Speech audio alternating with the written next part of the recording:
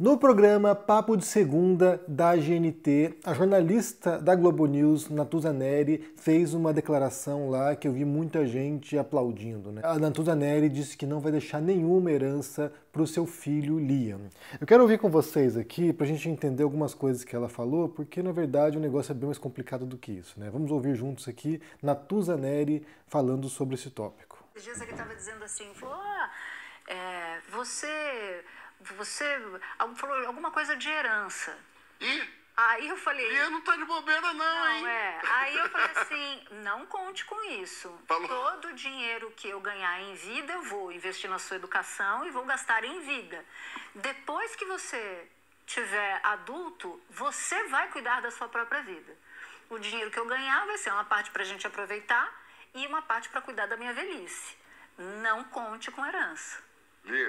Liam tá com quantos anos? Liam tá com 15 anos. Ele vai ter que fazer a vida dele. Liam tá com 15 anos, já começou a correr. Avisar os filhos que estão acordados assistindo, vocês ouviram, né? É bem por aí, tá? Não folga, não. Exatamente. Você acha que é comum um cara que você conhece, assim, achar que você tá procurando um padrasto pra Liam? Então, aqui você tem ela descrevendo um papo que aconteceu ali entre o filho dela com o pai dela, né, com o pai da Natuza, o vô, sobre herança. E aí ela diz ali que esse dinheiro será para ela, né? Ela vai pegar esse dinheiro, vai ser para a família, na verdade, vai ser para ela, para ele em vida aproveitarem e que ela vai usar esse dinheiro para a velhice dela, ou seja, para cuidar do futuro dela. Então, assim, a Natuza Neri conta, aparentemente, com a herança do pai dela, mas o neto não pode contar. O fato é que o Liam não vai precisar contar com a herança da Natuza, né? Isso sem te contar, obviamente, que serão muitas décadas de vida ainda para a Natuza Neri, né? Então, o fato é que ela já está dando a herança para ele agora. Nesse sentido, vale recordar que, quando dias atrás eu mencionei como o trabalho do Gessé Souza, né, sociólogo brasileiro, tem sido importante, ou foi importante, para eu compreender o cenário brasileiro, porque ele se inspira em outros autores, né, ele traz como referência outros autores, um deles, o Pierre Bourdieu, que é um sociólogo francês, e o que o Gessé Souza e o Bourdieu falam também é que o grande legado, na verdade, o grande capital que a classe média no Brasil tem, aqui eu vou supor que a Natuza Neri pertence à classe média, né, que eu não sei de onde ela vem, qual a família dela, mas eu vou pressupor aqui que ela pertence a uma classe média alta. O que a classe média tem de capital é o capital, em parte, cultural e é o capital social. No caso do Gessé, ele explicita isso no cenário brasileiro, né? Ele fala sobre o Brasil, na obra dele Elite do Atraso, e aí ele fala, né, divide ali em três grandes classes ali, que seria a elite, né? A elite brasileira, que é quem é dona do capital, a média, que seria a dona do capital cultural, e, por fim, a classe trabalhadora, que seria a que detém a mão de obra, e abaixo disso, de maneira, sabe, crítica e irônica, ele fala da ralé brasileira, que é quem está na base de tudo ali, sem direitos, sem nada, sem capital, sem recurso nenhum, e essa é a classe negligenciada, é a classe marginalizada do Brasil. Mas, quando ele fala de classe média, ele fala justamente sobre isso, né, que é a que detém o capital cultural e social. E o que é isso? O que é esse capital que distingue a classe média da elite e da classe trabalhadora? A elite detém o capital, detém o dinheiro, detém a propriedade, e ela não precisa deter o capital cultural porque ela pode comprar a cultura, né? Ela pode adquirir, sabe, quadros milionários, ela pode, sabe, pagar a cultura. Mas o capital cultural é aquilo que você sabe, né? Bem, há diferentes tipos de capital cultural, mas em parte aquilo que você sabe, aquilo que você aprende, aquilo que você, sabe, internalizou. Então, assim, o seu gosto musical, o seu gosto por filme, o seu gosto por leitura, por exemplo. Depois tem uma parte objetiva, né, que você pode ser proprietário disso, que são os livros, são os discos, são instrumentos musicais, por exemplo. E também é uma parte institucional, que é onde você estudou, sabe, em quais colégios, em quais universidades, quais são os diplomas que você possui. Então, esses três aspectos aqui, o aspecto internalizado, que é aquilo que você sabe, o aspecto objetivo, material, daquilo que você pode, sabe, adquirir culturalmente, e, por fim, o aspecto institucional, esses são três desdobramentos do capital cultural, que é aquilo que, segundo o Bourdieu e o Gessé Souza, a classe média detém e quer resguardar e usa como diferencial tanto para poder se sentir superior à classe trabalhadora, quanto para poder se sentir pelo menos menos inferiorizada em relação à elite. Só lembrando, né, que para você adquirir certos hábitos culturais,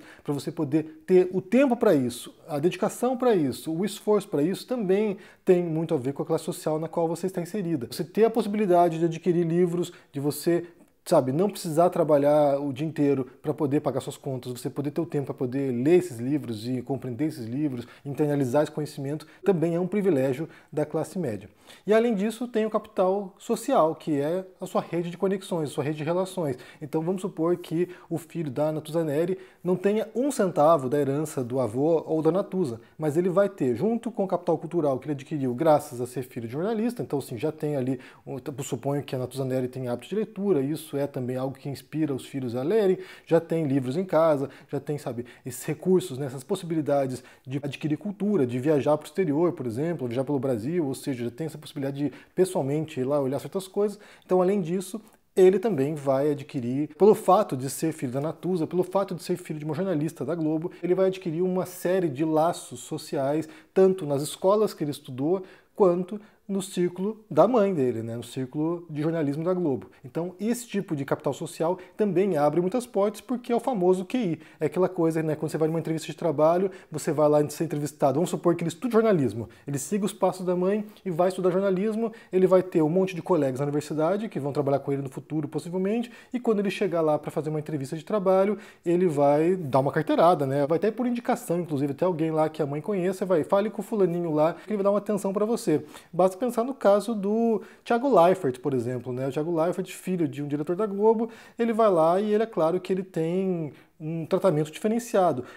Pode ser que apenas isso não seja suficiente muitas vezes, mas geralmente, sabe, dá muitas vantagens aí em relação a outro candidato que não tenha esses laços, esses vínculos, essas conexões, esse QI. Então, nesse sentido, o capital que a Natuza Neri tem para dar para o seu filho, ela já está dando. Vamos supor que, sei lá, daqui 40 anos ela venha a falecer e não deixou nada para o filho. Nesse período aí, ele com 15 anos, vai estar com 55 anos ali, já vai ter sua carreira consolidada, já vai ter, sabe, o seu patrimônio consolidado, sem necessidade de receber qualquer tipo de herança material da mãe. Ele já vai ter recebido muitas possibilidades de ascensão social graças ao status que ele já possui nesse momento, né? Então, nesse sentido aí, vale pensar. O GCE faz uma crítica muito dura em relação a divisão de classes no Brasil, que é feita pelo IBGE, por exemplo, tratando apenas da renda, tratando apenas de quanto a pessoa recebe por ano, por mês, porque sendo ele isso não ajuda a compreender essas distinções que se dão no interior dessas classes sociais compostas por elementos que não são meramente materiais. Então, por exemplo, ele diz ali, né, no livro dele textualmente